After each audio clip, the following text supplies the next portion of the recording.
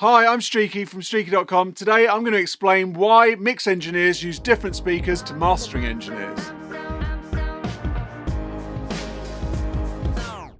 You can see that I'm a mastering engineer. I'm Streaky. I've been a mastering engineer for the last 25 years, mastering for super high end, super low end, and everyone in between. I come on YouTube every day to talk about speakers, mixing, mastering, and anything that I know about audio to help you hear things better. If you like that kind of thing, please subscribe now. So I'm talking today about the difference, why I think mixers and mastering guys use different sets of speakers. Now, most mastering guys, you'll see, have just one set of stupidly high-end monitors. They don't tend to go for loads of different types. They go for the best they can possibly afford. Mix engineers, you'll see, they have, say, 3 pairs of monitors of varying different sizes. Now, the reason why I think, coming from a mastering perspective, I'll tell you why I use one set of speakers, is because there's a massive difference between mixing and mastering, something that gets blurred quite a lot.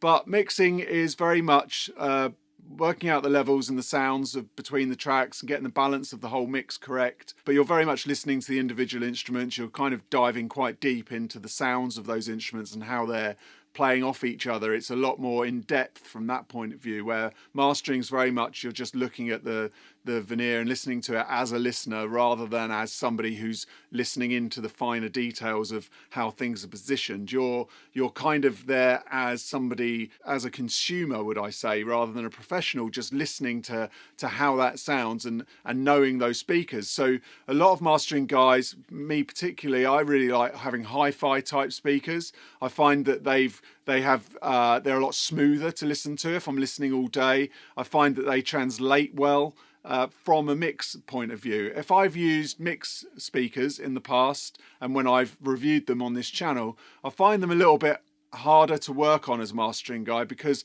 they seem a little bit sharper. They don't really have the same kind of flatness as a big pair of hi-fi speakers. So for me, that's why I like hi-fi speakers. They go really high, really low, but it's all kind of smooth and kind of tailored to the outside world, which is what I'm kind of aiming for when someone gives me a track to take it to the outside world, because I'm the last port of call. With the mix engineers, they need to be able to bounce off different speakers. They're listening, it'll take me about an hour to master a track, but to mix a track, it could take you a whole day, maybe longer. So they need to be able to bounce off different types of speakers, and so it gives them a kind of fresh perspective on listening. And they also want to listen on little mono speakers to just see how that balance is and see if they can still hear everything. They want to hear at different levels. They want to then pop to a bigger set of speakers to hear how the sub bass is coming on. So it's really about bouncing, listening to how the instruments are working and how the sounds of those instruments that they're placing together, the harmonics, are working on different types of speakers.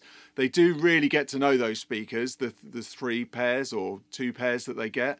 So they know them as well as I know mine, but I don't need to deal with the detail of the instruments and the harmonics in the same way they do. So a mix engineer is very much listening to how the low end's dealing with each other, so whether they've got to put cuts in and stuff, and different speakers will reveal different things in that respect. So that's why they'll pop to a little tiny mono speaker or go to a set of NS10s, or maybe something that's a little bit, hasn't got as much high end in and a bit bassier. Then maybe a set of headphones. The only reason I'm using headphones is really just to kind of hear if there's anything that's sticking out that I can't hear on the mains. So it's more QCing, it's more listening for clicks, pops, and anything that's kind of too brash or too harsh that I might have missed on just one set of speakers, because a lot of people listen on headphones, so I'll do that. So that's the difference I see between being a mix engineer and being a mastering engineer. So when I say to people you shouldn't do the same thing, you should be a mix engineer or you should be a mastering engineer, that's just one of the ways that a reason why is because the way you're listening and the way that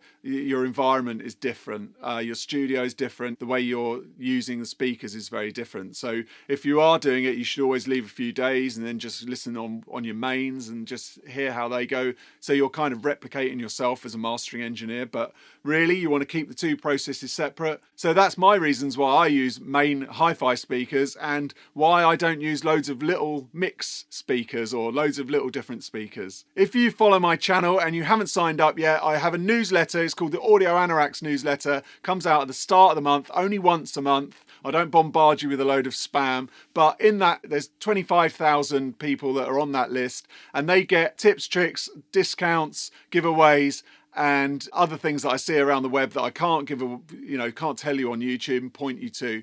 So go to streaky.com, sign up for my newsletter. If you're interested in learning how to master, I have a course on streaky.com too, so check that out. If you've got any comments on this, please let me know. Always interested in what your view is on mix and mastering speakers and how you use them. So until next time, thanks for watching. Bye.